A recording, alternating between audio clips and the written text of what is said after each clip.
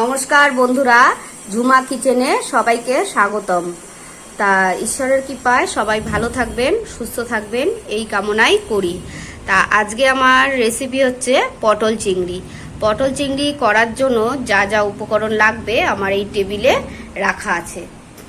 প্রথমেই নিয়েছি পটল, কেটে আমি এইভাবে দুভাগ করে নিয়েছি। আলু, চিংড়ি মাছ, পেঁয়াজ কুচি। আমি এখানে একটা পেঁয়াজ 4 ভাগ করে কেটে নিয়েছি।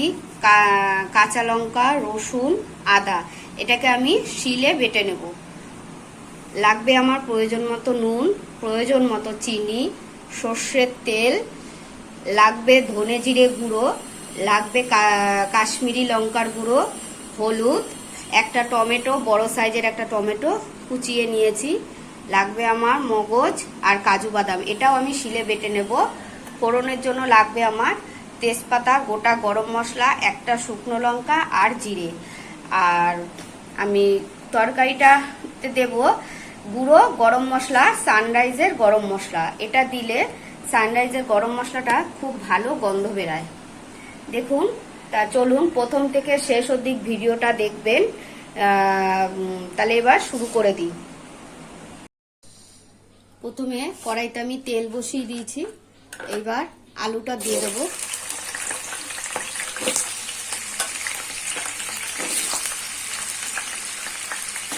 আলুটা ভেজে নেব আগে।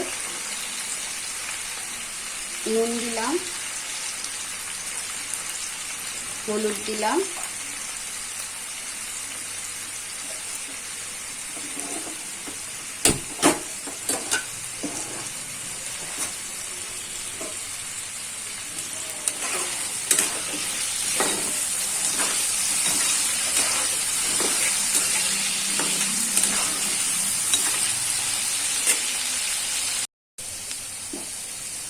আমার আলুটা ভাজা হয়ে গেছে। দেখুন লাল লাল করে হয়েছে আলুটা ভাজা। এবার আলুটাকে আমি তুলে নেব।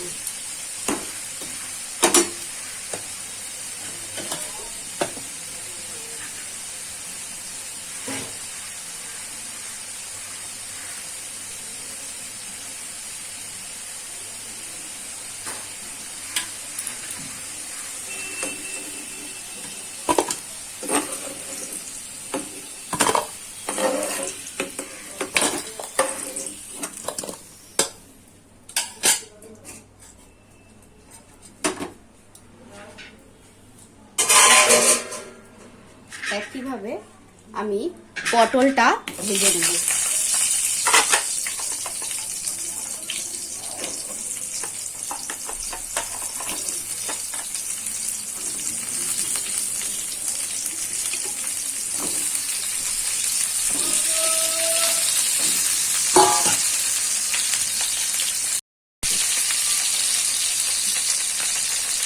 নুন দিয়ে দিলাম,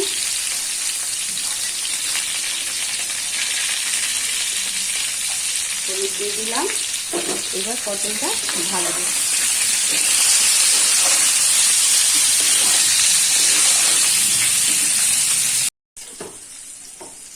আমার পটল ভাজাটা হয়ে গেছে। এবার পটলটা তুলে নেব।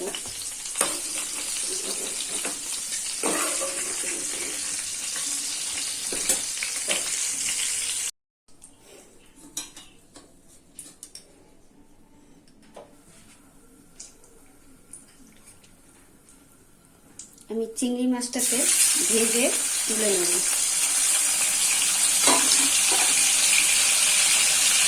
নুন দেবো, সামান্য হলুদ দেবো,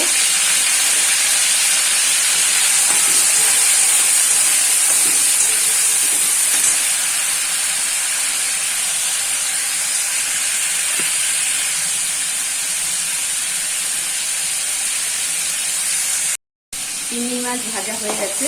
এবার তুলে নিচ্ছি।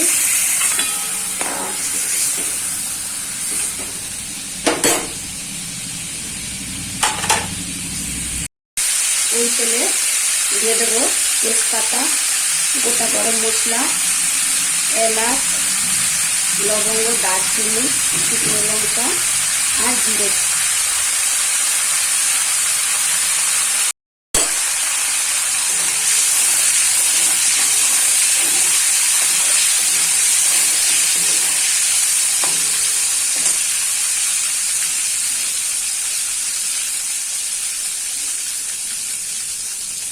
দিয়ে দেবো পেঁয়াজ কুচিটা,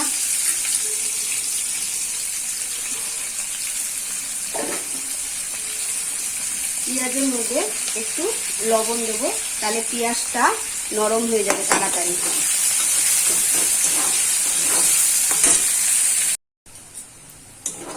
পেঁয়াজটা আমার ভাজা হয়ে গেছে,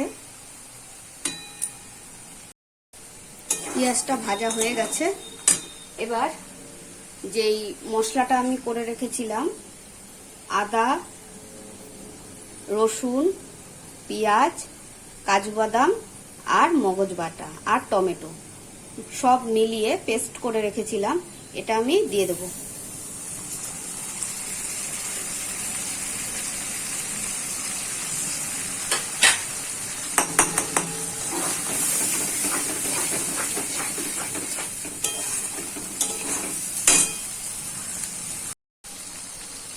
দিয়ে দেব 2 চামচ ধনে জিরে গুঁড়ো।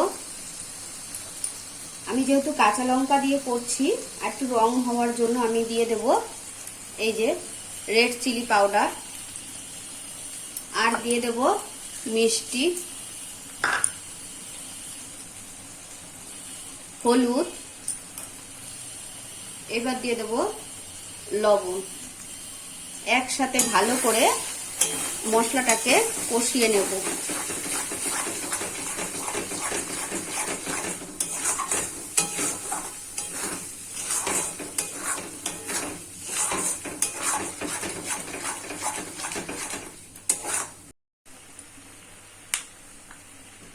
এক চামচ টক দই দিয়ে দিলাম।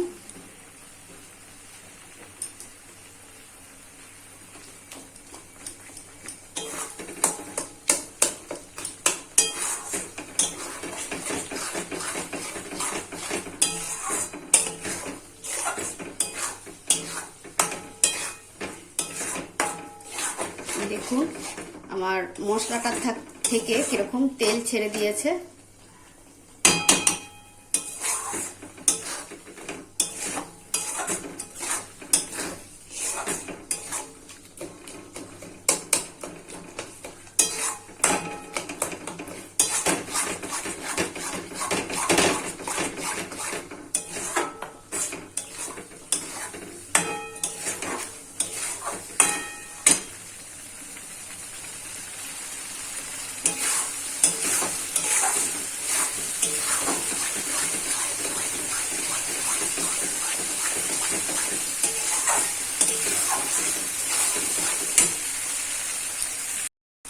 এবারে আলু পটলগুলো দিয়ে দেবো।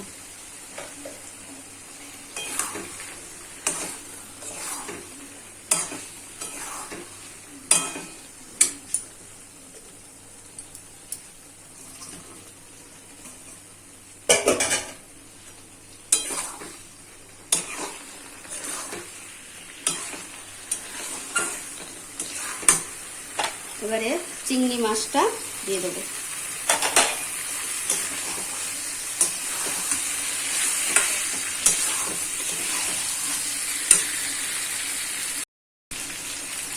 দেখুন বন্ধুরা, আমার তরকারিটা কষানো হয়ে গেছে, কিরকম তেল ছেড়ে দিয়েছে। এবার আমি একটু গরম জল করে রেখেছিলাম, সেই গরম জলটা ঢেলে দেব। এই যে আমি গরম জল করে রেখেছিলাম, গরম জলটা ঢেলে দেব।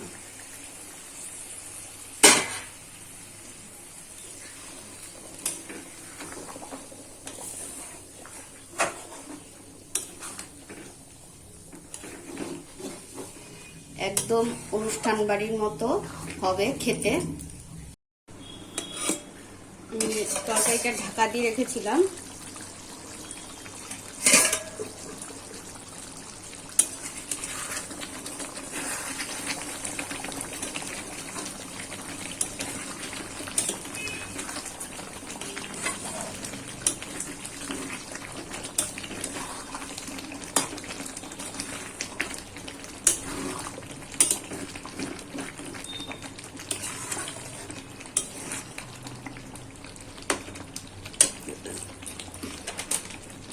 আলু আমার সেদ্ধ হয়ে গেছে। আমি এবার একটু গুঁড়ো গরম মশলা দিয়ে দেবো। আমি সানরাইজের শাহি গরম মশলাটাই ব্যবহার করি। দেখুন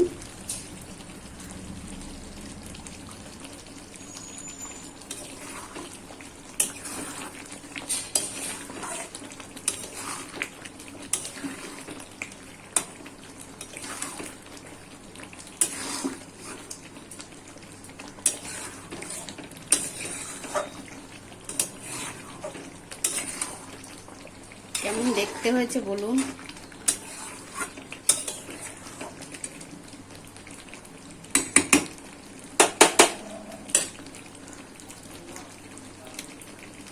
আমি নামিয়ে ফেলবো, গ্যাস নিভিয়ে দিলাম।